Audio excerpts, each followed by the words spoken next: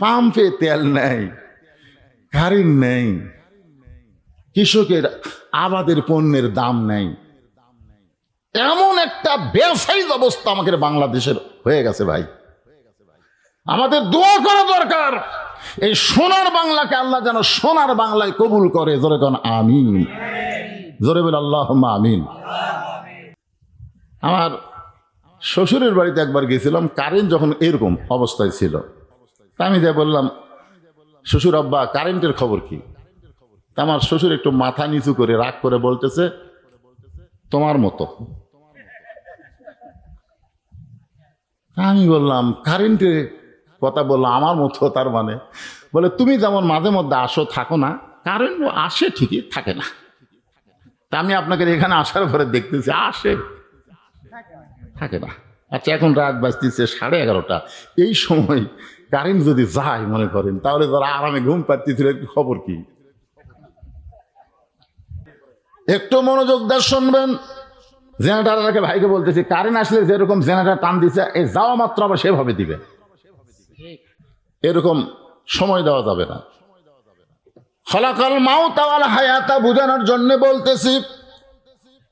খাদিজা বললেন, এ রাসূলুল্লাহ, আমি আপনার কাছে যা চাবো তা যদি আল্লাহ দিবার না পারে, তাহলে আল্লাহর কাছে চাইয়া আমার লাভ কি? ইরানের মুসলমান বলতেছে, আল্লাহ আমেরিকাকে ধ্বংস করে দাও, কিন্তু আমেরিকা আজকেও আবার বোমা মারার জন্য রেডি হয়ে গেছে। ফেসবুকে দেখলাম আজকে রাত্রের মধ্যে হরমুজ প্রণালীতে আমেরিকা আবার বোমা মারবে। এত কান্দেছি আল্লাহ, ফিলিস্তিনের মুসলমান, গাজার মুসলমানকে হেফাজত করো। এরপরে ইসরায়েল সমানে মারতেছে, তাহলে আমাদের আল্লাহর কাছে কান্দে কি হচ্ছে? বলেন কি হচ্ছে? আল্লাহ তো আমাকে দোয়া কবুল করতেছে না। কিছুদিন পরে ওই ইহুদি আর খ্রিস্টান বলবে, আল্লাহ তোরকে লয় রে, আল্লাহ আমাকে রে। অথচ আল্লাহ কোরআনে বললেন, ওয়ামান ইয়াবতাগি গায়রাল ইসলামি দীনান ফালান ইউকবালা মিনহু। ইসলাম ছাড়া অন্য কোনো ধর্ম কেউ যদি গ্রহণ করে, আল্লাহ বলেছেন কখনোই তা কবুল করা হবে না। আল্লাহর কাছে একমাত্র কবুলযোগ্য ধর্মের নাম কি? এটাকে আমার কথা না আল্লাহর কথা? এখন কোনো হিন্দু ভাইরা যদি মন খারাপ করে, হুজুর তাহলে আমাকে খবর কি? তোমাকে খবর হলো ওয়ালা তামুতুন্না ইল্লা ওয়া আনতুম মুসলিমুন। তুমি হিন্দু হও, খ্রিস্টান হও, ইহুদি হও, মরার আগে মুসলমান হইয়া মরে যাও। কি কথা কন না কেন ভাই? আল্লাহ কি সুযোগ দেয়নি? তুমি হিন্দুর ঘরে জন্ম নিছ, জন্ম নেও, কিন্তু মরার আগে মুসলমান হয়ে মরো। তোমার সুযোগ আছে তো, এখনো তুমি তো মরো নাই, মরার আগে মুসলমান হয়ে মরো। মনে কষ্ট নেবেন না। আমি আমার বাবার কথা বলতেছি না। আল্লাহ বলেছেন ইন্নাদ দীনা ইনদাল্লাহিল ইসলাম। আল্লাহর কাছে একমাত্র মনোনীত জীবন বিধানের নাম কি? সবাই বলা লাগবে ভাইজান। হ্যাঁ, কি আপনারা কি মনে কষ্ট পাচ্ছেন নাকি? আপনারা অবশ্যই জানেন, কচুয়াতে আমি যতবার আইছি, কত হাজার হাজার মানুষ। আজকে কম মানুষ নিয়ে কি ওয়াজ চেষ্টা করলে হবি? তো ভালো করবার গেলে আপনাকে হোহা লাগবে। হোহা যদি না করেন তো ওয়াজ তো মরে যাবি। কি ভাই না? ও ছোট গ্রাম তো, তার মধ্যে হিন্দু আছে। ও ভাই, হিন্দু ভাইরা তোমরা আসো ভাই, আসো ভাই। আজকে মাছের পোলারে অসুবিধা নেই, মাছের পোলা সবাই খাওয়া যায়, কি কোন জায়গায় যায় না। হিন্দু ভাইদের বলতে আজ আসেন, একটু মনোযোগ দিয়ে কথা করে শুনবেন। খাদিজা বলে, রাসূলুল্লাহ, আমি আপনার কাছে যা চাই তা যদি আল্লাহ দিবার না পারে, তাহলে খামাখা আল্লাহর কাছে চাবো কেন? নবী বলতেছে, খাদিজা আল্লাহ দিবার পারবি না। খাদিজা বলতেছে, হুজুর মনে করেন আপনার সাথে আমার বিয়ে হয়নি, মনে করেন আমি গভীর রাত্রে তাহাজ্জুদ পড়ে আল্লাহ বলতেছে, আল্লাহ খাদিজার পেটে একটা বাচ্চা দেও, আল্লাহ কি দিবি? রাসূল চুপ করছে। রাসূল কিন্তু বাহিরের খবর জানে না। আমাদের নবী এমন একজন নবী, যেই নবী আউট নলেজ নাই। আউট নলেজ মানে বাহিরের কোনো জ্ঞান নবীর নাই। নবীর জ্ঞান কি? মায়ান্তিকু আনিল হাওয়া ইন হুয়া ইল্লা ওয়াহুই ইউহা। আল্লাহ যা বলে নবী তাই বলে, আল্লাহ যা বলায়, আল্লাহ যা করায় নবী তাই করে। নবী ইচ্ছা মতো নফসের তাড়নায় কিছুই করেনি। তার দলিল হচ্ছে আল্লাহর কোরআন। জোরে কোন সুবহানাল্লাহ। আমাদের কিন্তু আউট জ্ঞান আছে। আউট জ্ঞান বোঝেন না, আদারা জ্ঞান। নবীর কি আদারা কোনো জ্ঞান আছে? এটা খাদিজা যে কথা কইছে এটা তো আদারা কথা, যে আপনার সাথে বিয়ে হয়নি কিন্তু আমি গভীর রাত্রে আল্লাহর কাছে একটা বাচ্চা চাচ্ছি, আল্লাহ দিবি? নবী বলতেছে আল্লাহ দিবার পারবি কিন্তু দিবি না। কারণ একজনকে আল্লাহ দিছিল, দিয়াই যে বিপদে পড়ছিল। বিপদে কিন্তু আল্লাহ পড়েনি, বিপদে পড়ছে জাকারিয়া। জাকারিয়া আলাইহিস সালাম মরিয়মের আপন খালু। তারপরেও সেই যুগের মানুষ সন্দেহ করলো এই জাকারিয়ার অকামি পেটে বাচ্চা আইছে, সেই বাচ্চা জন্ম নিছে। সবাই জাকারিয়াকে যখন ধরলো, জাকারিয়া চিল্লাই বললো আল্লাহ কাম করলে তুমি আর পিটন খাচ্ছি আমি। আল্লাহ তখন বললেন জাকারিয়া, আদমকে আমি তৈরি করছি বাপ মা ছাড়া, আর ঈসাকে আমি তৈরি করলাম বাবা ছাড়া। কিয়ামত পর্যন্ত কোন নারীর পেটে আর বাচ্চা আসবে না পুরুষের স্পর্শ ছাড়া। তার মানে মরিয়ম দিয়েই শেষ হয়ে গেছে, আর ঈসা আলাইহিস সালাম দিয়েই শেষ হয়ে গেছে। আর কোনো বাচ্চা পুরুষের স্পর্শ ছাড়া পেটে আসবে না। হয় হালাল হারাম যেটাই হোক না কেন, পুরুষের স্পর্শ লাগবে। খাদিজা বললেন, এ রাসূলুল্লাহ, আপনার কাছে আমি তিনটা জিনিস চাইব, যেই তিনটা জিনিস আল্লাহর কাছে চাইলে আল্লাহ দিবে না। রাসূল বলে, খাদিজা তাহলে কি তোমার চাওয়া? বলে, এক নম্বর চাওয়া হলো ওই যে গাড়ি হীরার ভিতরে আপনি 3টা বছর সাধনা করেছেন, আমি দৈনিক 2 বার খাবার নিয়ে আপনার কাছে গেছি। প্রত্যেকবার খাবার নিয়ে গিয়ে দেখি আপনি নিচের দিকে মাথা করে বসে আছেন।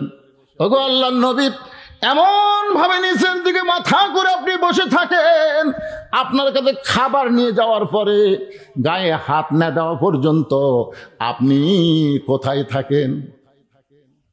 ডুব দিলে ডুবারও হবে, মণিমুক্তা খুঁজে পাবে, পুরা হইবে মনস্কাম, বাম স্তনের 2 আঙ্গুল নিচে তোমার কলব সাগরের মুকাম। আছে না নাই? এই কলবটা যদি ভালো হয়ে যায়, আলা ইন্না জাসাদিন মুযগাতান ইযা সালুহা সালুহা জাসাদু কুল্লুহু ওয়া ইযা ফাসাদাল জাসাদু কুল্লুহু আলা ওয়াহিয়াল কলব। খাদিজা বলে, রাসূলুল্লাহ, একদিন খাবার আমি রেডি করলাম, আমি এখন গাড়ি হীরায় যাব, এমন সময় দেখি আপনি গাড়ি হীরা থেকে নেমে আসতেছেন। আমি দৈনিক 2 বার আপনাকে খাবার দেই, কিন্তু প্রথমবার খাবার নিয়ে যাওয়ার আগেই আপনি গাড়ি হীরা থেকে এসে বললেন, খাদিজা রে, আমার গায়ে তুমি কম্বল তুলে দাও। জাম্বিলুনি খাদিজা, আমার গায়ে তুমি একটা কম্বল তুলে দাও। আমি খাদিজা আপনার গায়ে কম্বল তুলে আপনার মাথা কানা উরাতের উপরে নিলাম, আপনার কপালে চুমু দিয়ে বললাম, নবী গো, আপনি কেন এমন করে কাঁপতেছেন, কি হইল? কিছুক্ষণ পরে দেহের কম্পন যখন বন্ধ হলো, তখন আপনি উঠে আপনার গায়ের জুব্বাখানা খুলে আপনি সুন্দর করে ভাঁজ করে রেখে দিলেন। আমি বললাম, নবী গো, এই জুব্বাটা কি আর আপনি কোনোদিন গায়ে দিবেন না? আপনি তখন বললেন, খাদিজা, এই জুব্বা পরা অবস্থায় কোরআনের 5টা আয়াত আল্লাহ আজকে আমার উপর নাজিল করেছে। এই জুব্বা পরা অবস্থায় ফেরেশতা জিবরাইল আমাকে বুকের মধ্যে চাইপা ধরে আরশ থেকে আল্লাহর তাওয়াজ্জু আমার উপর আল্লাহ নাজিল করেছে। এই জুব্বাটার কোনোদিন আমি পরব না, এটা স্মরণকালের শ্রেষ্ঠ জুব্বা হিসেবে আমি যত্ন করে রাইখা দেব। আপনি মাঝে মধ্যে ওই জুব্বাকে বের করে চুমু দিয়ে আবার জুব্বাখানা রাইখা দেন। আমার বড় লোভ হয়েছে, আমি খাদিজা কোনোদিন আপনার কাছে চাইনি গো নবী। আমার 1 নম্বর চাওয়া হলো, আমি মরে যাওয়ার পর ওই জুব্বাটাই আমার কাফনের কাপড় হিসাবে দিয়া দিবে। ওগো আল্লাহর নবী, দুনিয়ার যত সম্পদ আমার ছিল, মক্কার ভিতরে এত সম্পদ কারো ছিল না। আমি সব সম্পদ আপনার কদমে দিয়ে আপনাকে এতিম গরিব থেকে আমি ধনী বানায় দিছিলাম, কিন্তু আপনি সব সম্পদ আল্লাহ রাস্তায় অকাতরে গরিব মিসকিনকে দিয়ে দিয়েছেন। আমার 2 নম্বর চাওয়া হলো, আমি যখন মরে যাব আমার দেহখানা আপনি নিজের হাতে কবরের ঘরে নামায় দিবে। ওগো আল্লাহর নবী, আমার 3 নম্বর চাওয়া হলো, ওই কবরকে স্মরণ করতে করতে আমার একটা কথা বারবার মনে হয়ে যায়, কবরে মাটি দিয়ে সবাই চলে আসবে, কেউ থাকবে না কবরের কাছে। সবাই যখন চলে আসবে এমন সময় আল্লাহ তাআলা 2টা ফেরেশতা কবরের মধ্যে পাঠায় দিবে। 2টা ফেরেশতা এসে 3টা প্রশ্ন করবে। আমি খাদিজা এত হতভাগী, ওই 3টা প্রশ্নের উত্তর দেওয়ার মতন সাহস এবং শক্তি আমার নাই। ফেরেশতা আসিয়া যখন জিজ্ঞাসা করিবে, দিন কি তোমার মাবুদকে, বা তখন কি বলিবে? সবাই বলেন, ফেরেশতা আসিয়া যখন জিজ্ঞাসা করিবে, দিন কি তোমার মাবুদকে, বা তখন কি বলিবে? আল্লাহ বিনে নাই রে মাবুদ, সবাই বলেন আল্লাহ বিনে নাই রে মাবুদ, জবানে তাই বলো রে বলো মুখে, আল্লাহ রাসূল সবে বলো। ওগো আল্লাহর নবী, ওই মুনকির নাকির যখন আসবে ওরা 3টা প্রশ্ন করবে, আমার পক্ষ থেকে আপনি একটু উত্তর দিয়ে দিবেন। এই 3টা চাওয়া যদি আপনি আমার পুরা করতে চান, তাহলে ওই কবরকে নিয়ে আর কোনোদিন কান্নাকাটি করে আপনার আরামের ঘুম আমি নষ্ট করব না। ওগো নবী, আমার 3টা চাওয়া কি আপনি পুরা করবেন না? সঙ্গে সঙ্গে আল্লাহর নবী খাদিজাকে বুকের মধ্যে জাপটে ধরে কপালে চুমু দিয়ে বললেন, মুখে চুমু দিয়ে বললেন, খাদিজা রে, আপনাকে আমি এত ভালোবাসি, আপনি যতদিন দুনিয়াতে থাকবেন আমি ততদিন দ্বিতীয় কোনো বিবাহ করব না। আপনাকে এত ভালোবাসি, আমার আগে যদি আপনার মৃত্যু হয়, আমি নবী মরার আগে যদি আপনার মৃত্যু হয়, তাহলে আপনার 3টা চাওয়াই আমি পুরা করব ইনশাআল্লাহ। লিল্লাহে তাকবীর। এখানে একটা কথা নবী মারাত্মক বলেছেন। নবী হওয়ার পরেও বলতেছেন, আমার আগে যদি আপনার মৃত্যু হয়। এই কথার দ্বারা নবী জানেন কে কখন মরবে, এটা আল্লাহর নবীও জানে না। আর আমাদের নেতারা ক্ষমতার চেয়ার পেয়ে বলতে 47 সালের আগে আমাকে নামাইতে, মাথায় খারাপ বারে। এর আগে একটা তখন চেয়ার পেয়েছিল, ওই 41 বকিছিল, 41। আল্লাহ কয় 41 লয়, 24-এর 5 আগস্ট খেতাব আলুসলে দৌড় মারা লাগবে। জোরে কোন কথা ঠিক কিনা? কত বড় ব্যাককেল, ক্ষমতার যাই করছে 47। কি চেয়ার পায়া মনে করে কি হনু রে, কি হসু রে পাগলা, 4বার পাতলা পায়খানা হলে তুই একলা একলা উঠ পারি পার, ওরা ধরিয়া তোলা লাগবে। জোরে কর কথা ঠিক কিনা? 5 তলার উপরে 1.5 লাখ টাকার খাট, 12,000 টাকার কম্বল ওড়ে তামানি দিয়ে ঘুমানোর পূর্বে দোয়া ছাড়া পড়তেছে, আমার বাড়ি আমার ঘর আমাক নামাইকে, আল্লাহুম্মা বিসমিকা আমুতু আহইয়া, এই দোয়া পড়েনি, আমার বাড়ি আমার ঘর আমাক নামাইকে রে। একের ওড়ে তামানে কম্বল দিয়ে ঘুমে গেছে। 2 কান্দের 2 ফেরেশতা বলতেছে, আল্লাহ ই তো ঘুমের দোয়া পড়লই না, ই অহংকার করে ঘুমায় গেল, এক নামানোর কেউ নাই। আল্লাহ বলে ধৈর্য ধর। রাত 3টার সময় একটা ভূমিকম্প, ধরে কোন কি কম্প, খালি বিল্ডিং লড়ে উঠছে। ওই এত ফোর্সে নামছে যে কম্বলের মধ্যে লুঙ্গি খুলে আছে, ওটা পরারও টাইম পায়নি। একের ন্যাংটা হয়ে নিচে আছে, বিল্ডিং দেখতেছে। ফেরেশতা কয়, আল্লাহ নামাইলা নামাইলা, তাই বলে ন্যাংটা করে নামালা। আল্লাহ কয়, ক্ষমতার চেয়ার পায়া যারা নামার কথা ভুলে যায় তাদেরকে আমি আল্লাহ ন্যাংটা করেই নামাই। জোরে কোন কথা ঠিক কিনা? একজন মনে করছিল কি হনুরে, আল্লাহ ন্যাংটা করে নেমে দিছে। আবার কেউ ক্ষমতার চেয়ার পায় যদি কি হসি রে, অত অহংকার করিস না ভাই। কি মন খারাপ করতেছে? খালাকাল মাউতা ওয়াল হায়াতা, খালি খেয়াল তবে না, আগে মরা তারপরে বাঁচা।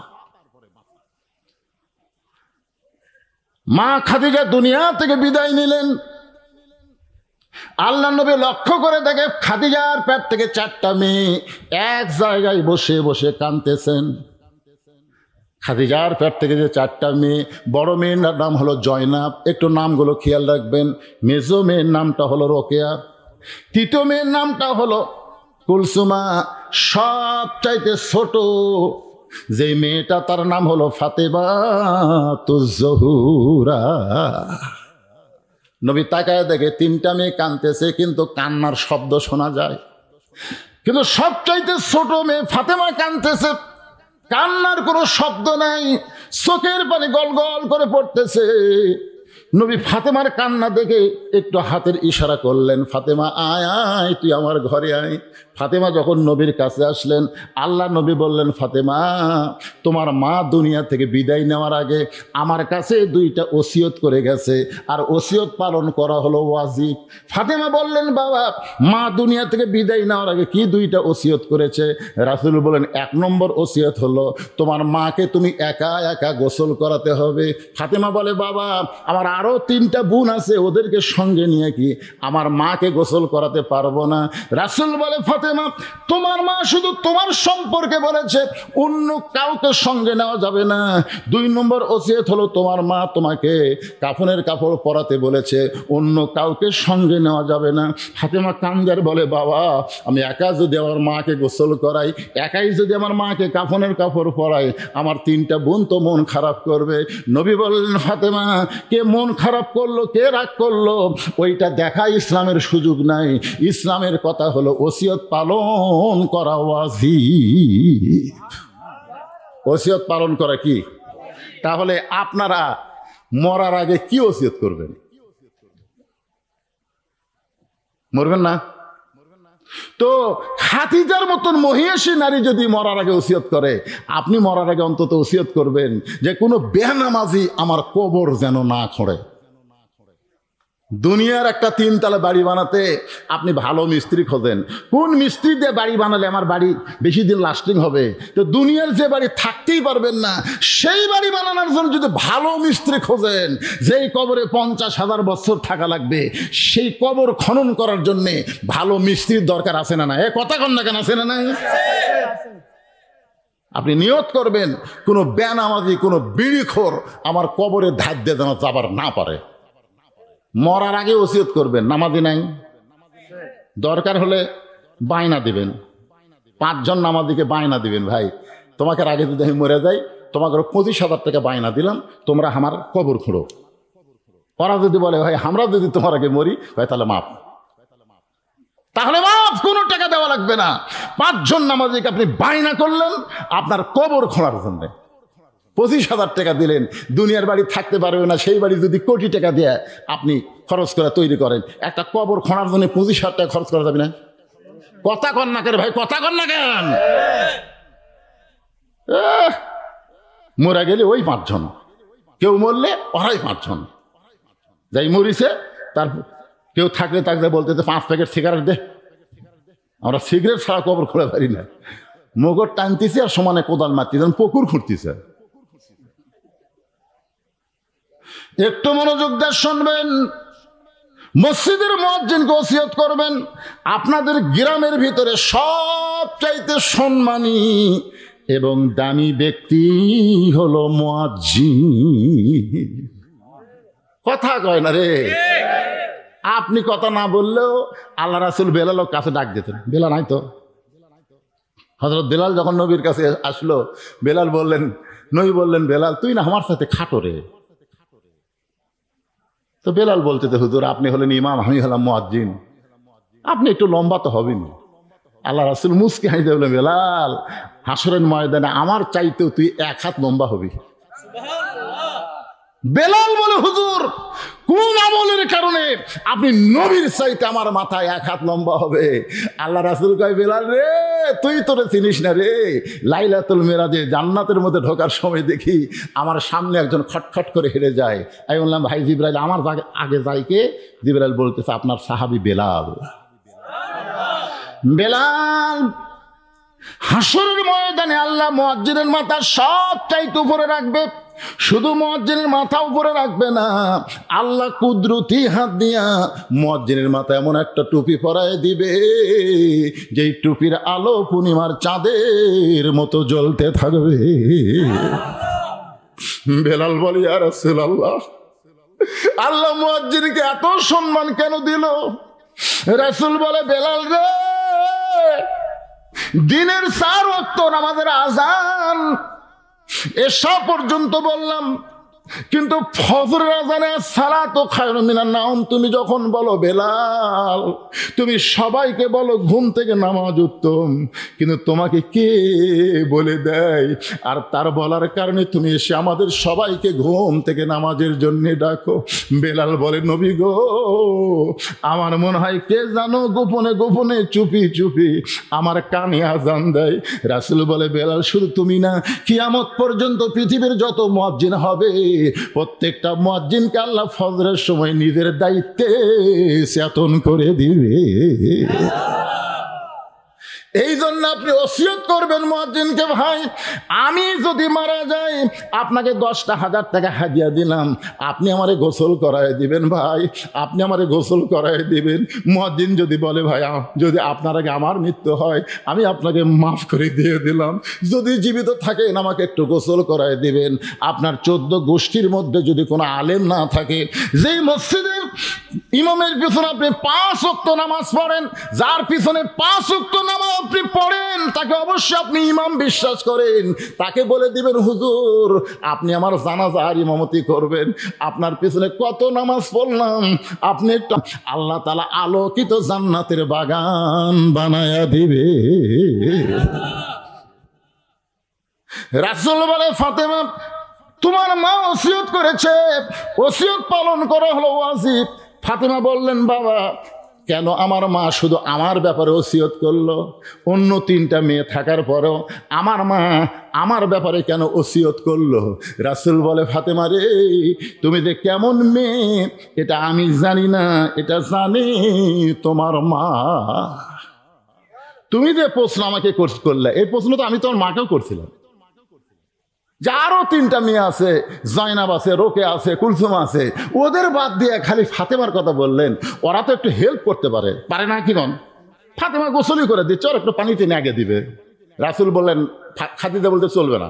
বাবা আনন্দে মাতিয়া সাগরে ভাসাইয়া সেই যে চইলা যায় খবর লয় না, মাজন ধরিয়া উদরে কতই যতন করে, 10 মাস পরে পায় প্রসবের বেদনা, এমন দরদি ভাবে কেউ হবে না আমার মা গো।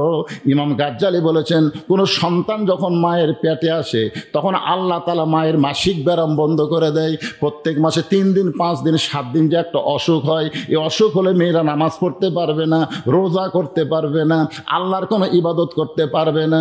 ওই সময় সব কিছু আল্লাহ তার জন্য হারাম করে দেয়। কিন্তু বাচ্চা পেটে আসার সঙ্গে সঙ্গে আল্লাহ কিন্তু যতক্ষণ সন্তান পেটে থাকে ততক্ষণ মাসিকটা বন্ধ করে দেয়। এই মাসিক বন্ধ করার কারণে হলো সন্তান পেটে নিয়ে মায়ের কোনো ইবাদতের যেন কমতি না হয়, কারণ মায়ের ইবাদতের সাথে আল্লাহ সন্তানের সম্পর্ক করে দেয়।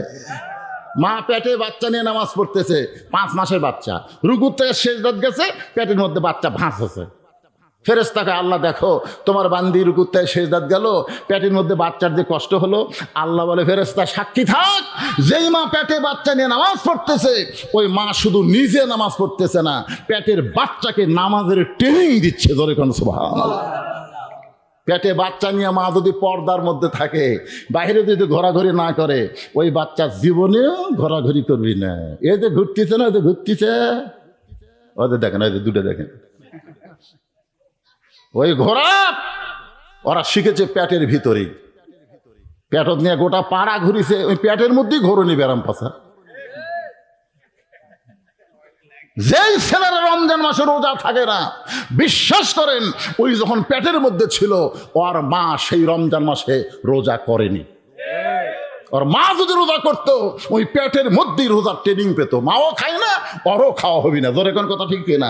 মা ইফতার করে, ওর তখন ওই নারী দিয়ে খাবার দাবি, তার আগে 1 ফোঁটা খাবার ওই পেটের মধ্যে থাকলে ওর মধ্যে দাবি না। মা খায় না, ওরও খাওয়া হয় না। হোটেলের দরজা কালো পর্দা দিয়ে সারা রোজার দিন খায়, খোঁজলে দেখবেন ওর মাও যখন পেটত ছিল তখন রোজা ছিল না। একটা মা যদি ভালো হয়, পেটের বাচ্চা আল্লাহর ওলি হয়ে যায়। মেলা ঘুরবি, কোরআনের মাহফিল বাদ দিয়ে মেলা ধরবে না, ওই ঘরণী শিখছে মায়ের পেটে থাকতে। একটা নেপোলিয়ান খ্রিস্টান বলেছে, তোমরা ভালো একটা সন্তান চাইলে ভালো একটা মায়ের দরকার, আর সেই মায়েরা মাথার চুল পর্যন্ত বেচা খায়। ওয়াজ আছে দুনিয়াত, মরে গেলে মাথার কাপড় দিয়ে বাঁধবেন, মাথার কাপড় বাঁধবেন না, একটা সিনা বান, একটা মাথা বান। বেঁচে থাকতে চুল বেঁচে খায়, মরার পর আর মাথা বান্ধে কোনো লাভ নাই। কারণ পর্দা হলো জীবিত জন্য, মরার জন্য পর্দা না। মরে গেলে কেউ দেখবি, কেউ দেখবার চায়? তারপরে খাটনি চাদর দিয়ে ঢাকে। ফেরেশতাকে আল্লাহ বেঁচে থাকতে এই কি জালু পোয়া তার সবাই চিনে, তো মরে গেলে 5 কাপড় দিয়ে আবার চাদর দিয়ে খাটনি থাকছে, কারণ কি? আল্লাহ বলে ওই দেশের নাম বাংলাদেশ রে, ওই দেশের মেয়েরা বাঁচতে পর্দা না করলেও মরার পরে করে রে, মরার পরে। তো মরার পরে পর্দা করে খাওয়া আছে। খাদিজা বলতেছেন, ইয়া রাসূলুল্লাহ, আমার বড় মেয়ে জয়নাব যখন আমার পেটের মধ্যে ছিল, আমার পেটটা উঁচু হয়েছিল, আমার পেটটার ওজন হয়েছিল। জয়নাব যখন দুনিয়াতে ভূমিষ্ঠ হইল, আমি প্রসব ব্যথা পাইলাম। আমার দ্বিতীয় মেয়ে রোকেয়া যখন আমার পেটের মধ্যে ছিল, আমার পেটটা উঁচু হয়েছিল, আমার পেটের ওজন হয়েছিল। রোকেয়া যখন ভূমিষ্ঠ হইল, তখন আমি প্রসব ব্যথায় জর্জরিত, রক্ত পর্যন্ত ঝরল। আমার কুলসুমা যখন পেটের মধ্যে ছিল, আমার পেটটা উঁচু হয়েছিল, পেটের ওজন হয়েছিল। কুলসুমা যখন দুনিয়াতে ভূমিষ্ঠ হইল, আমি কঠিন প্রসব ব্যথা পাইলাম। কিন্তু আল্লাহর শপথ করে বলতেছি, আমার ছোট মেয়ে ফাতেমা যখন আমার পেটের মধ্যে জন্ম নিল, আমার পেটটা উঁচু হইল, কিন্তু পেটের মধ্যে কোনো ওজন বুঝতে পারলাম না। ফাতেমা যেই দিন প্রসব হলো, কোনো ধাত্রী লাগলো না। ফাতেমা নিজেই যেন আমার পেট থেকে দুনিয়াতে ভূমিষ্ঠ হইল। আমি মা হইয়া প্রসব ব্যথা না পাইয়া আমি খুশি হইয়া তাকায় দেখি, আমার ছোট্ট ফাতেমা তার 2টা ছোট্ট হাত দিয়া তার ইজ্জত ঢেকে দুনিয়াতে চলে আইছে। আমি আজও পর্যন্ত মা হইয়া ফাতেমার ইজ্জতটাও পর্যন্ত 2 চোখে দেখতে পারি নাই। আমার যে মেয়েটা ইজ্জত থেকে পৃথিবীতে জন্ম নেয়, এই মেয়ে সাধারণ কোনো মেয়ে নয় গো রাসূল। ওই মেয়েটা যেন আমাকে গোসল করায় দেয়, ওই মেয়েটাই যেন আমার কাফনের কাপড় পরাইয়া দেয়। ফাতেমা বলে, বাবা, এই কথা যদি আমার মা বলে থাকে, তাহলে আমি একা একা মাকে গোসল করাবো। ফাতেমা একা একা খাদিজার লাশটা ধোয়ানোর জন্য, গোসল করানোর জন্য ঘরের মধ্যে ঢুকলেন। গোসলটা করানো শেষ হয়ে গেলে আল্লাহর নবীর কাছে এসে বললেন, বাবা, গোসল তো শেষ হয়ে গেল, এখন কাফনের কাপড় দেন, আমার মাকে নিজেই আমি কাফনের কাপড়টা পরাতে চাই। যখন ফাতেমা কাফনের কাপড় চাইছে, এমন সময় আল্লাহর নবী ওই জুব্বাখানা বের করে নিয়ে এসে ওই জুব্বাতে একটা চুমু দিয়ে বলতেছে, ফাতেমা, এই জুব্বাটাই তোমার মাকে কাফনের কাপড় পরায় দাও। ফাতেমা জুব্বা হাতে নিয়ে ছোট বাচ্চার মতন কান্না শুরু করে দিলেন। রাসূল বলে, ফাতেমা, কি জন্য এমন করে কাঁদতেছ? ফাতেমা বলতেছে, বাবা, আমি সব সময় মায়ের কাছে থাকতাম, আর মায়ের কাছে থাকার কারণে মায়ের জীবনের বহু গল্প আমি শুনেছি। ও বাবা, একদিন মা আমাকে বললেন, ফাতেমা, তুমি কি আমার বিয়ের খবর জানো? মা যখন আমাকে বলতেছে, ফাতেমা, তুমি কি আমার বিয়ের খবর জানো? আমি তখন চমকে উঠে বললাম, মা, যখন আপনার বিয়ে হয়েছিল তখন আমি কোথায় ছিলাম? আমার মা বলতেছে, ওরে, তোর তো তখন জন্মই হয়নি, তো জন্ম যদি না হয় আপনার বিয়ের খবর কেমনে শুনবো? ও মা, অবশ্যই আপনার বিয়ের মধ্যে এমন কিছু ঘটনা যেটা আপনি আমাকে বলতে চান। খাদিজা বললেন, ফাতেমা রে, তোমার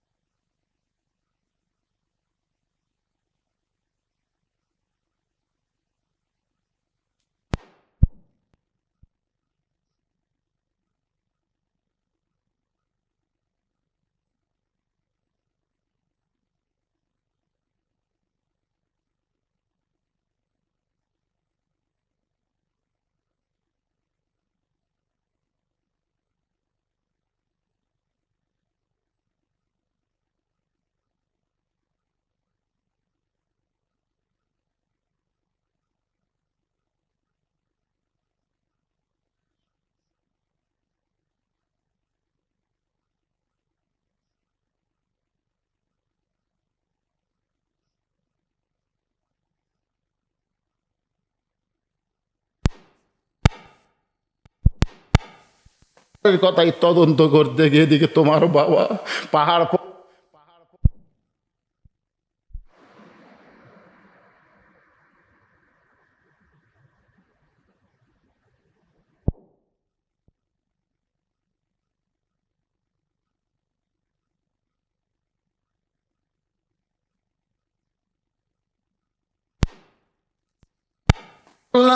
একটা রাখালকে আসমানের মাঝ ছায়া দেয়, এই রাখালটা দেখতে কেমন, আমি তোমার বাবাকে দেখার জন্য কয়েক ধাপ সামনে গিয়া তোমার বাবার মুখের দিকে যেই মাত্র তাকাইছি, আমার চোখের মধ্যে এমন একটা দৃশ্য আসলো, চাঁদ সূর্য গ্রহ তারা তারি নূরের ইশারা, চাঁদ সূর্য গ্রহ তারা তারি নূরের ইশারা, নইলে যে অন্ধকারে ডুবিত এই ধরনী।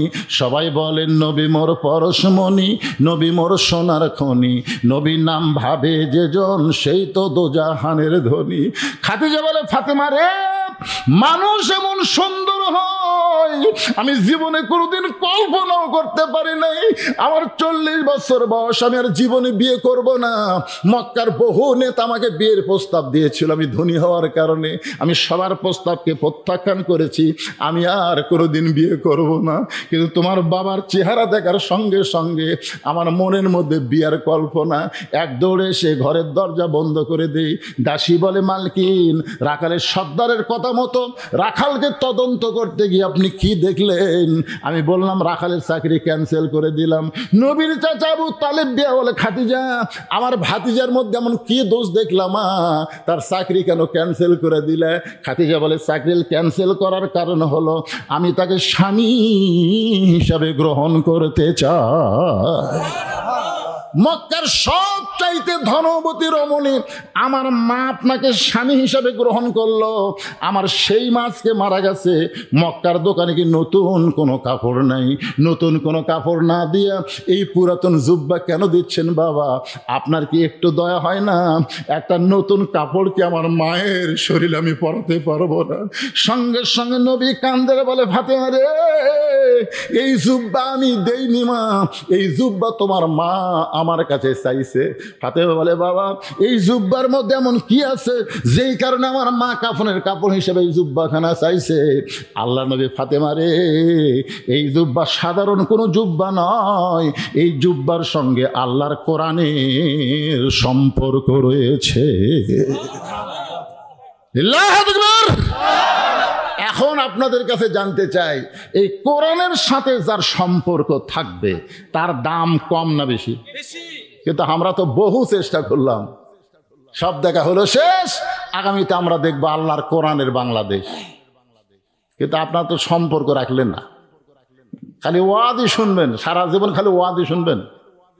একই গাছের কাঠ থেকে 3টা জিনিস বানাচ্ছে, একটা হলো সোফা, একটা হলো খাট, আর একটা হলো রেহাল। গাছ একটা, জিনিস বানাচ্ছে কয়টা? আপনারা বলেন তো এই 3টার মধ্যে দাম বেশি কার? হ্যাঁ, খাটের সাথে মানুষের সম্পর্ক, খাটের সাথে মানুষের সম্পর্ক, তারপরে সোফার সাথে মানুষের সম্পর্ক, আর রেহালের সাথে হলো আল্লাহর সম্পর্ক। আজকে আমরা যারা এখানে বসে আছি ভাইজান, আমি সবার জন্য বলতেছেন, যারা বসে আছি আমরা সবাই এই কোরআনের সঙ্গে সম্পর্ক রাখতে চাই। কারা কারা রাজি? আল্লাহকে একটু হাত দেখান তো দেখি। এখনো সময় আছে রে, খলাকাল মাউতা ওয়াল হায়াতা, এখনো তো মৃত্যু আসেনি। একটু হাত টান টান করে তোলেন না কেন? লিল্লাহু তাকবীর। আল কোরআনের আলো, কোরআন হাদিস যেখানে, দুনিয়ার মুসলমান। মাশাআল্লাহ, হবি হবি এক হবি এক হবি। সবসময় নেগেটিভ চিন্তা করতে নাই, পজিটিভ চিন্তা করতে হবে। কি মনে করতেছেন উহুদের যুদ্ধে মুসলমানের পরাজয় হয়েছে বলে তারপরে আর কোন যুদ্ধে পরাজয় হয়েছে? একটা শিক্ষা নেওয়া লাগবে পাগলা। আল্লাহ, এদিকে কি বাঁচতেছে?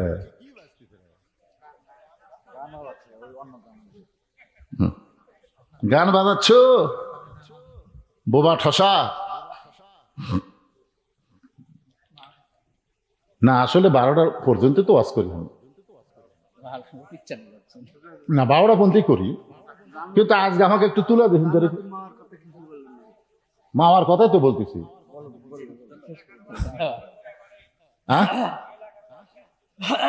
না সেটা না, আমার ভাই বলতেছে জান্নাতুল মাওয়া, জান্নাতুল মাওয়ার কথাই তো বলতেছি। খাদিজাতুল কুবরা যেখানে তাকে দাফন করা হয়েছে সে জায়গার নাম কি? জান্নাতুল মাওয়া। তো এখন আল্লাহ রাসূল বলে, ফাতেমা এই জুব্বা তো আমি তোমার মাকে দেইনি, তোমার মা চাইছে। ফাতেমা বলতেছেন এই জুব্বা চাওয়ার পিছনে কারণ কি? তখন আল্লাহ রাসূল বলতেছেন এই জুব্বার সাথে আল্লাহর কোরআনের সম্পর্ক আছে। তাহলে কোরআনের সম্পর্ক জুব্বার সাথে না, রেহালের সাথে থাকলেও রেহালের দাম কি? তাহলে আমাদের সাথে যদি কোরআনের সম্পর্ক থাকে আমাদের দাম কম না বেশি? তাহলে আপনাদের কাছে 30 পারা কোরআনের জন্য 30 পারার দাম চাইলো, আপনারা সবাই দিলেন না। যাওয়ার সময় হঠাৎ একটা অ্যাঙ্গেলের ডোজ দিয়ে গেল যে প্রধান বক্তার হাতত দিবেন। আমি আপনাদের কাছে ওই 30 পারা কোরআন টোরান না, আমি আপনাদের কাছে রুমাল এবং ব্যাগ পাঠাবো। রুমাল যাবি, ব্যাগ যাবি, যেটাই হোক, রুমাল হোক, ব্যাগ হোক, যেটাই হোক, আপনার পকেট থেকে সবচাইতে ভালো টাকাটা, ছেঁড়া টাকা জানতেন না ভাই? এই দান করার সময় শয়তান ওয়াসওয়াসা দেয়, মিন শারিল ওয়াসওয়াসিল খান্নাস। শয়তান বলে পান আলা লাইনি, চা আলা লাইনি, ওই ছেঁড়াটা মার। অথচ আল্লাহ কোরআনে বলেছে লান তানালুল বিররা হাত্তা তুনফিকু মিম্মা তুহিব্বুন। তোমার পকেটের মধ্যে 500 টাকার লোট আছে, 200 টাকার লোট আছে, 100 টাকার লোট আছে, তুমি বলো তো ওই 3টা লোটের মধ্যে মহব্বত করো কোন দেখ? হ্যাঁ, তাহলে 500 টাকা আল্লাহ বলছে ওটাই আমাকে দাও। তুমি মনে করো না যে আমি আল্লাহ গরিব, তোমার টাকা নিয়ে আমি আল্লাহ ব্যবসা করবো, তা না। আমি তোমার টাকা নিয়ে ওমা তুনফিকু মিন শাইইন ফি সাবিলিল্লাহি ওয়াফা ইলাইকুম, আমি আল্লাহ তোমাকে 10 গুণ আগামীকালই দিয়ে দেবো। আজকে আপনি দিবেন, আল্লাহর দেওয়া আগামীকাল। এখন হয়তো বলবেন হুজুর কিভাবে দিবি, চিটিং করতেছেন। আগামীকাল আপনার উপর মহান একটা বিপদ আছে, জানেন? সমস্ত বিপদ সাদাকাতু তারুদ্দুল বালা, দান সাদকা করলে আল্লাহ বালা মুসিবতকে দূর করে দেয়। কি আত্মীয়র বাড়িতে সে আমার মুরব্বী বাবা আজকে কবরেও শোনার পরে মৃত্যুর কথা তার খেয়াল হয়ে গেছে রে।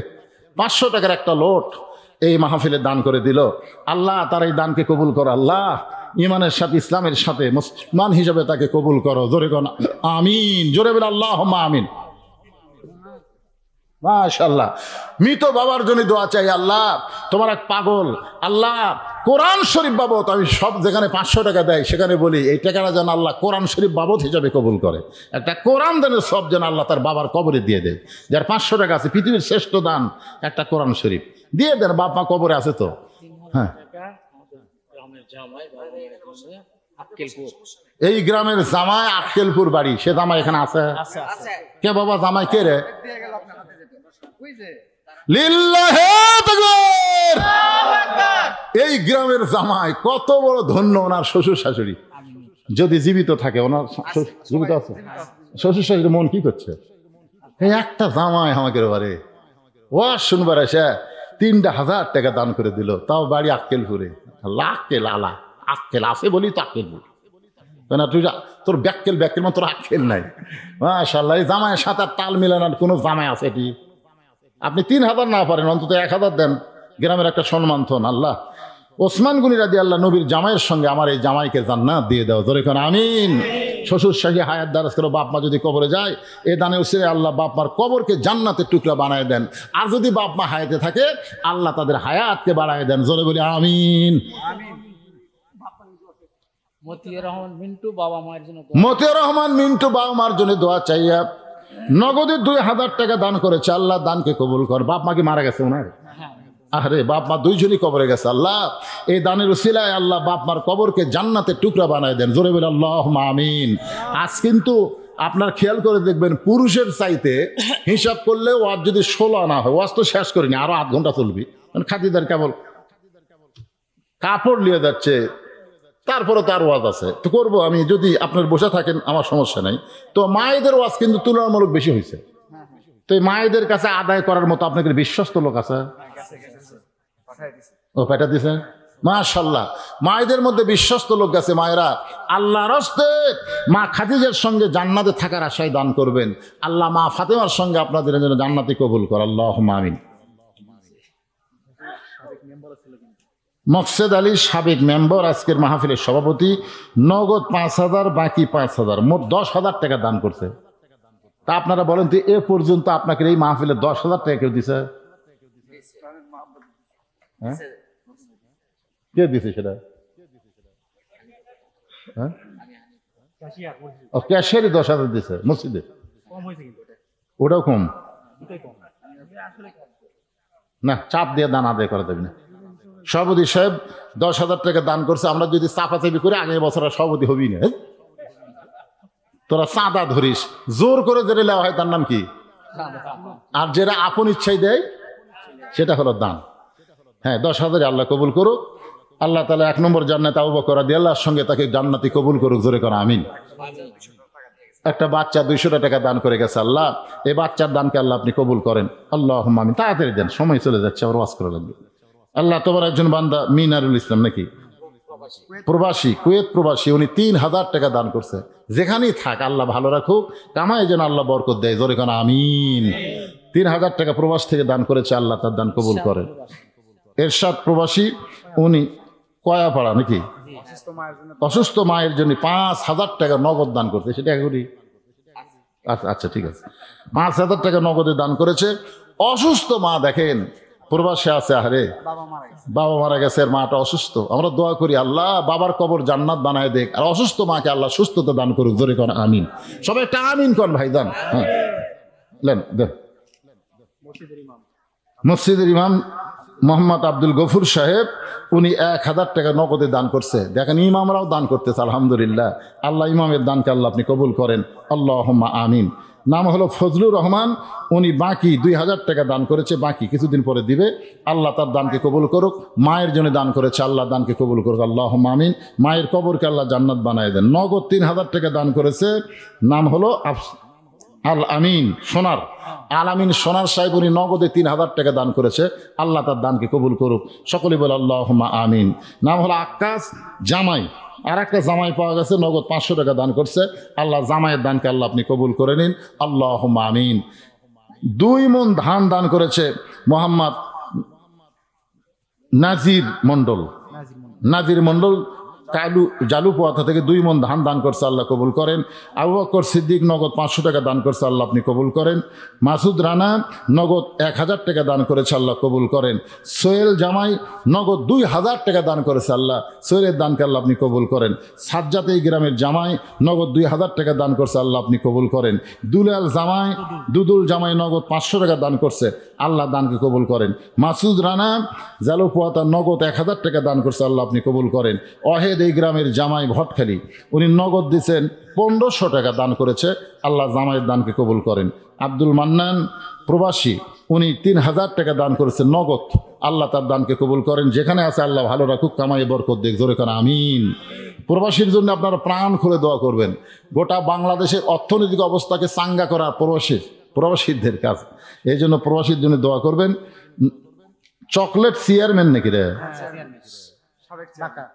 তুই ক্যাঙ্কা চেয়ারম্যান 500 টাকা দিল রে, কুটি 1,000 দিতে 500, 1,000 দিতে। ও চকলেট চেয়ারম্যান, সাবেক চেয়ারম্যান, কি সুন্দর নাম চকলেট, 1,000 টাকা দান করছে, আল্লাহ তার দানকে কবুল করেন। আইয়ুব উনি জালুপোয়াথা থেকে 2 মণ ধান দান করছে, আল্লাহ এর দানকে কবুল করেন। ফরহাদ 1 মণ ধান দান করছে, আল্লাহ ফরহাদের দানকে আল্লাহ আপনি কবুল করেন। নাম হলো কাজিমউদ্দিন, উনি 5,000 টাকা বাকিতে দান করেছে, জালুপোয়াথা, আল্লাহ দানকে কবুল করেন। আচ্ছা, মসজিদ কমিটির সভাপতি সাহেব দান করছে, ও হজে গেছে, ওর দান করছে, তাহলে দান করছে, আগের বক্তার হাতে দান করছে। ওয়ালাইকুম আসসালাম।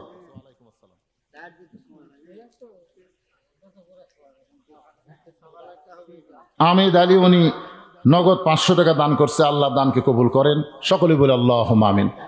আচ্ছা, এগুলো স্লিপ না বললে হবে না, এগুলো বলবার গেলে তো আবার ওয়াজের সময় চলে যাচ্ছে। কে যাচ্ছে? কেউ যাবি না, একটু মাজা টাজা লাগা যায় না? আপনারা কি মনে করছেন যে মাছের তবারক করছে এরা, এতক্ষণ যারা ওয়াজ শুনলে এরা না খাই যাবি? 2-1 জন যদি উঠেই যায় তো আপনাকে ভাগত বেশি পড়বে, অসুবিধে যাবে না, একটু মাজা খাড়া করতে। ওই দেখেন ওই হাত চাড়া দিচ্ছে, বাবা বসো, বাবা ময়না বসো, এখন একটা আওয়াজ হবে। বাবু নগদ 1,000 টাকা দান করছে, আল্লাহ বাবুর দানকে আল্লাহ কবুল করেন।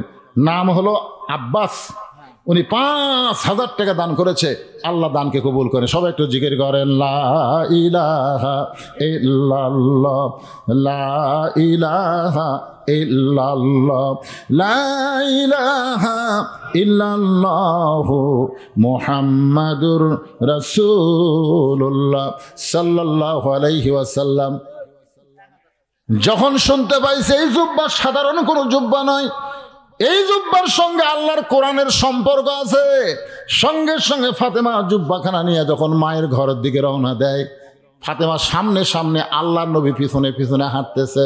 অথচ এই কোরআন শরীফ যদি আপনি পড়েন তাহলে আল্লাহ বলেছেন আমার নবী যখন রাস্তা চলবে নবীর সামনে কেউ যাইতে পারবে না। আমার নবী যখন কথা বলবে তখন নবীর মুখের উপর কেউ কথা বলতে পারবে না। অথচ ফাতেমার সামনে সামনে, নবী পিছনে পিছনে হাঁটতেছে, কেমন যেন বেমানান লাগতেছে। কিন্তু এই বেমানান না, এইটা হলো আল্লাহর নবীর জবান। জোরে কান সুবহানাল্লাহ। একদিন সাহাবীদের সামনে হাসান হোসেন 2 ভাই নবীর কোলে বসে আছে। এমন সময় নবী বললেন, সাহাবীরা তোমরা কি জানো আল্লাহ আমাকে 3টা মেয়ে দান করছে? সাহাবীরা সবাই জিহ্বা কামড় খাইছে, কারণ নবী যখন কথা বলবে তখন নবীর মুখের উপর কথা বলা যাবে না। নবী বলতেছে আল্লাহ আমাকে 3টা মেয়ে দান করেছে। আমার বড় মেয়ের নাম হলো জয়নাব, আমার মেজো মেয়ের নাম হলো রোকেয়া, আমার ছোট মেয়ের নাম হলো কুলসুমা। নবী বললেন, সাহাবীরা রে, আমার বড় মেয়ের নাম হলো জয়নাব, আমার মেজো মেয়ের নাম হলো রোকেয়া, আমার ছোট মেয়ের নাম হলো কুলসুমা। সাহাবীরা, আমার বড় মেয়ের নাম হলো জয়নাব, আমার মেজো মেয়ের নাম হলো রোকেয়া, আমার ছোট মেয়ের নাম হলো কুলসুমা। তখন হাসান হোসেন 2 ভাই নবীর উরাতের উপর থেকে উঠে গলা ধরে বলতেছে, আমরা বাড়ির যাই, আমাদের মা গরিব বলে নবী মেয়ে বলে স্বীকার করতেছে না। 3বার 3টা মেয়ের কথা কয়, কিন্তু আমাদের মা যে তার মেয়ে এই কথা আমার নানা মুখ দিয়ে বের করে না। আমার মা গরিব বলে সেই মেয়েটার কথা আমার নানার মনে নাই।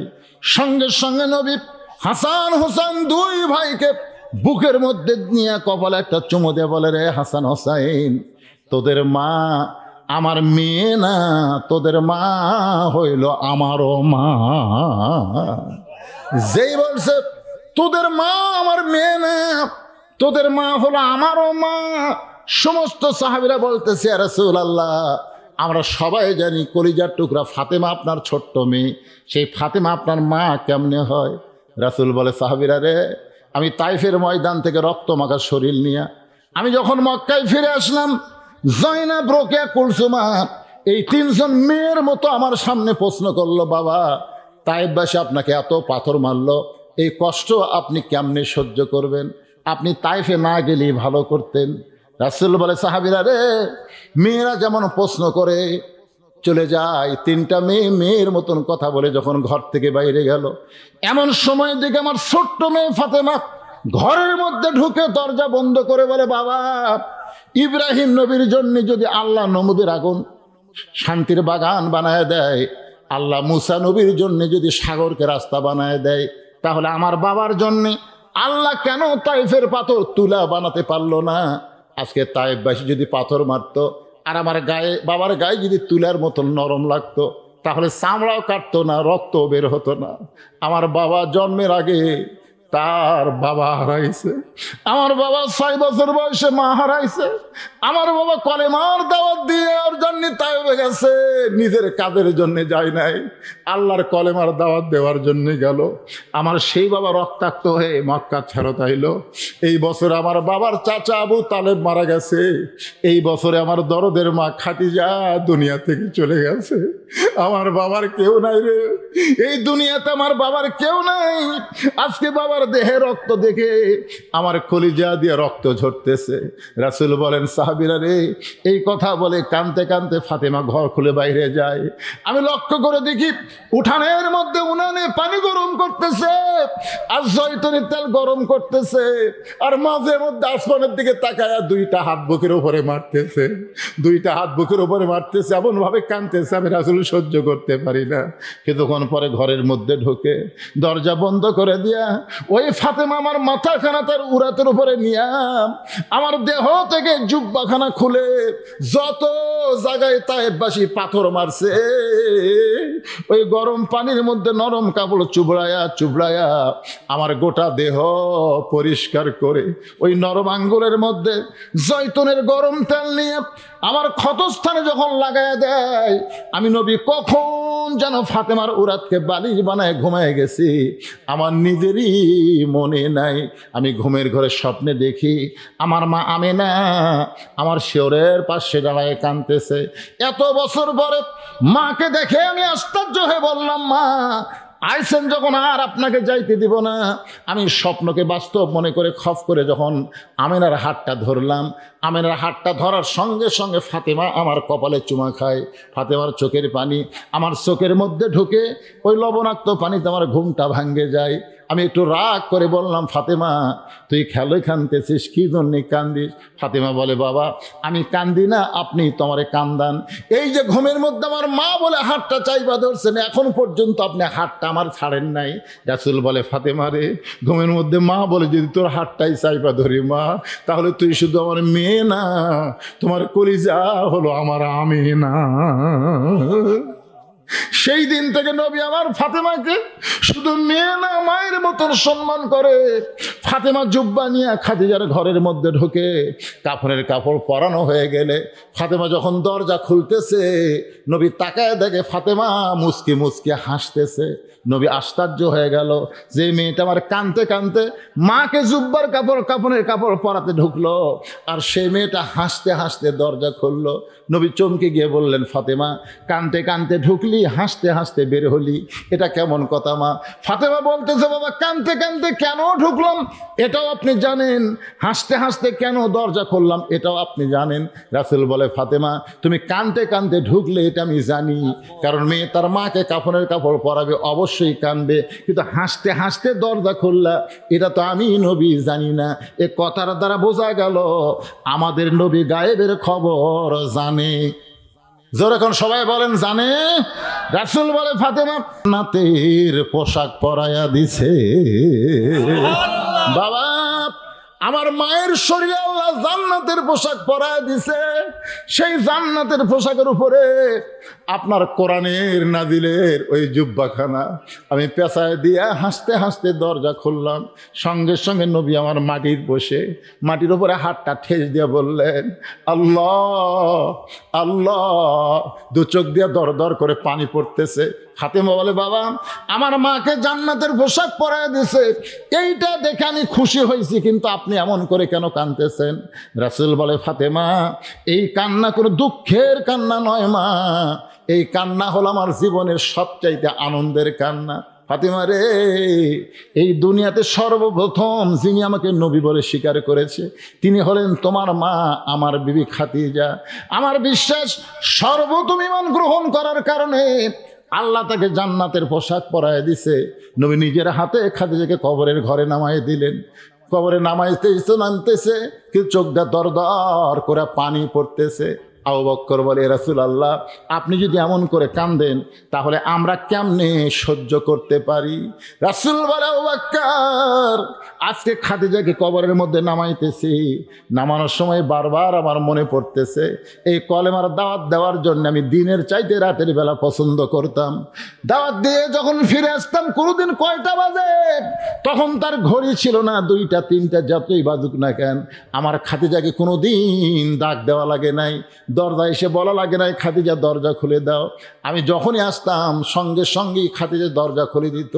আমি আশ্চর্য হয়ে বলতাম, খাদিজা কোনোদিন আপনাকে খাদিজা বলে ডাকা লাগলো না, আপনি কেমনে দরজা খোলেন? খাদিজা বলে, রাসূলুল্লাহ আপনি যখন কলেমার দাওয়াত দেওয়ার জন্য বাইরে যান আমি তখন দরজার ফাঁকের মধ্যে নাকটা লাগায় দাঁড়িয়ে থাকি, কারণ আপনি হলেন মেশকাম্বর, আপনার সুগন্ধ শোনার সঙ্গে সঙ্গে দরজা খুলে দেই। রাসূল বলে, খাদিজা মারাত্মক কথা, তাহলে তুমি কি ঘুমাও না? খাদিজা বলে, হুজুর ওই দিন আমি একলা ঘুমাবো আপনাকে বাদ দিয়া, ওই দিন আমি একলা ঘুমাবো যেদিন আমার মৃত্যু হবে। আমি যতদিন জীবিত থাকতো আমার নবী না ঘুমাইলে আমি কোনোদিন ঘুমাবো না। রাসূল বলে, আবু বকর রে আজকে কবরের ঘরে খাদিজা ঘুমায় গেছে, আমার মনটাও চায় আমি যেন খাদিজার সঙ্গে ঘুমাই। লা ইলাহা। বিরক্ত হয়েছেন? কলেমা পড়তে বিরক্ত লাগতেছে? কিছুই না তো, একটা রাত আমাদের হায়াত থেকে চলে যাচ্ছে, ঠিক কিনা বলেন? আমরা কি কোনো খারাপ জায়গায় আছি? আমরা পৃথিবীর শ্রেষ্ঠ জায়গা রিয়াজুল জান্নাহ, বেহেশতের টুকরার মধ্যে আল্লাহর জিকির করতেছি। একটু সময় হয়তো বেশি লাগছে, কি করবেন? আগে কিন্তু আমরা কিছুদিন আগে মাগরিবে নামাজ পড়ছি কয়টার সময়? 5টার সময়, 5:15 মাগরিব পড়ছি। আর এখন মাগরিব কয়টায় পড়তেছেন? এখন কিন্তু দিন দিন রাত ছোট হচ্ছে না কি বাড়তিছে? রাত ছোট হচ্ছে, দিন বড় হচ্ছে। আগে এই সময় কয়টা বাজতো? 11টা বাজতো, এখন সেটা 12:30 বাজছে। এখনই শেষ হচ্ছে। একটা মারাত্মক কথা বলতেছিলাম, হঠাৎ আমি তো বললামই যে কারেন্ট গেলেই সাথে সাথে জেনারেটর চালু হয় না, দেরি হয়। কিন্তু এই যে কারেন্ট আইলেই জেনারেটর কিন্তু সাথে সাথে বন্ধ হয়, এটা আমরা দেখলাম। বুঝবারই পারিনি যে কখন কারেন্ট আসলো, জেনারেটর বন্ধ হয়ে গেল। যে আলহামদুলিল্লাহ, যেটুকু আলোচনা আমরা শুনতেছি ভাইজান, আল্লাহ রাসূল বললেন, আবু বকর, এই খাদিজা যতদিন জীবিত ছিল আমি দ্বিতীয় কোনো বিবাহ করি নাই। কারণ খাদিজা আমার দরদের বিবি। খাদিজা শুধু আমার বিবি না, খাদিজা হলো আমার দরদের বিবি। কবরে মাটি দিয়ে সবাই চলে গেছে, কেউ নাই কবরে। ঘন্টার পর ঘন্টা নবী খাদিজার কবরের পাশে দাঁড়িয়ে থাকে। একসময় আল্লাহ বলে, হাবিব, আপনি কি খাদিজার কবর থেকে নড়বেন না? রাসূল বলে, আল্লাহ, আপনি কি খাদিজার কবরে মুনকির নাকির পাঠাবেন না?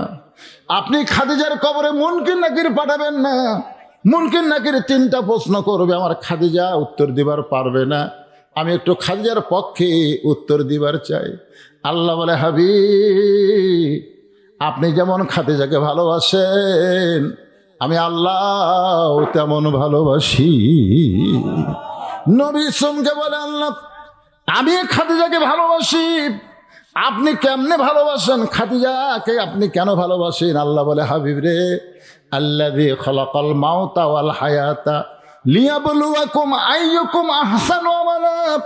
দুনিয়াতে যাওয়ার পরে মৃত্যুকে সামনে নিয়ে কবরকে স্মরণ করে যারা চোখের পানি দিয়ে বালিশ ভিজায় দেয়, আমি আল্লাহ এত নিষ্ঠুর না, ওদের কবরে আমি কোনো মুনকির নাকির পাঠাই না।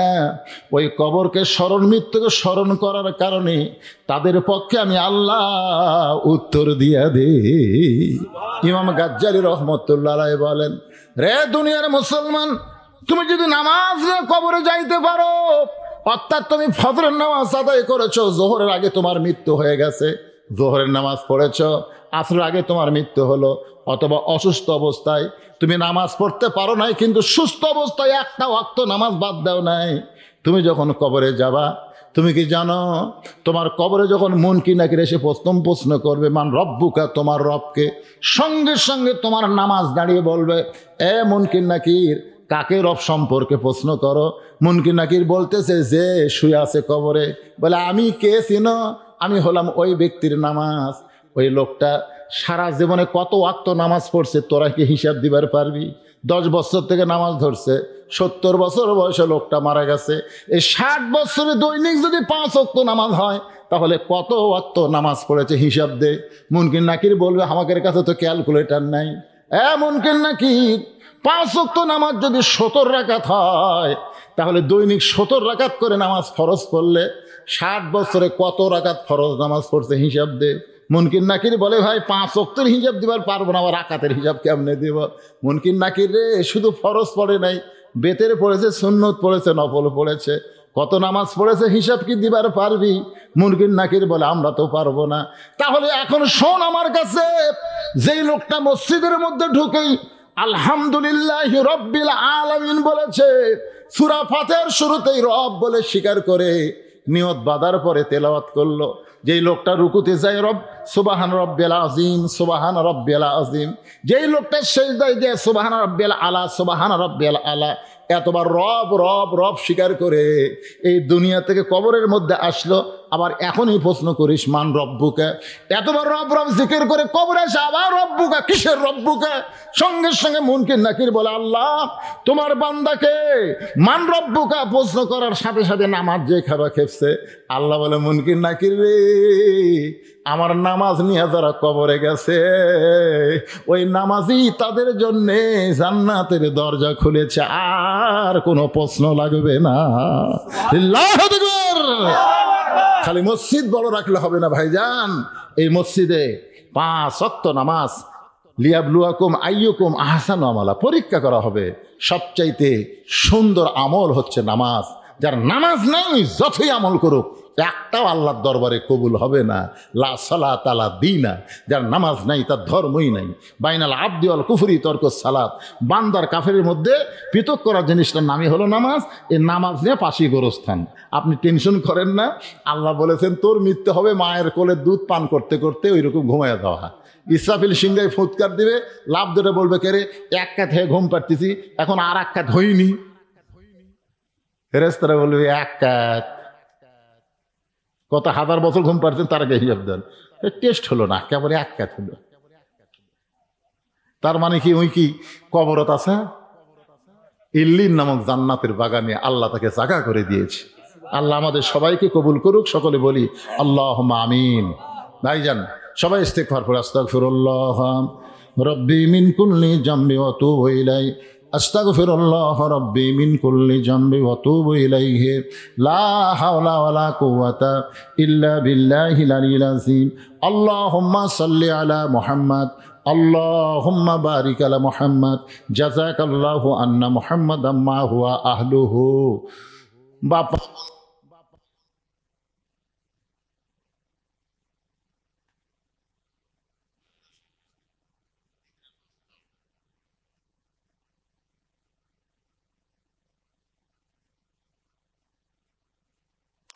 সাড়ে 12 পর্যন্ত হচ্ছে।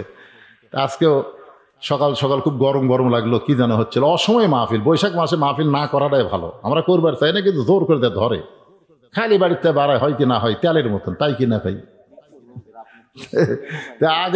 আগামীতে যখন মাহফিল করবেন তখন ইনশাল্লাহ এই কাল বৈশাখী বাদ দিবেন, কারণ বৈশাখীরা খুবই গজব হচ্ছে। এসো হে বৈশাখ, এসো এসে সব লাখ গান করছে, জোরে কোন কথা ঠিক কিনা? হ্যাঁ, তা আল্লাহ আমরা দোয়া করি এই কাল বৈশাখীর সমস্ত গজব থেকে আমাদের বাংলাদেশকে যেন আল্লাহ হেফাজত করে। সবাল হাত তুলে আল্লাহুম্মা আমিন।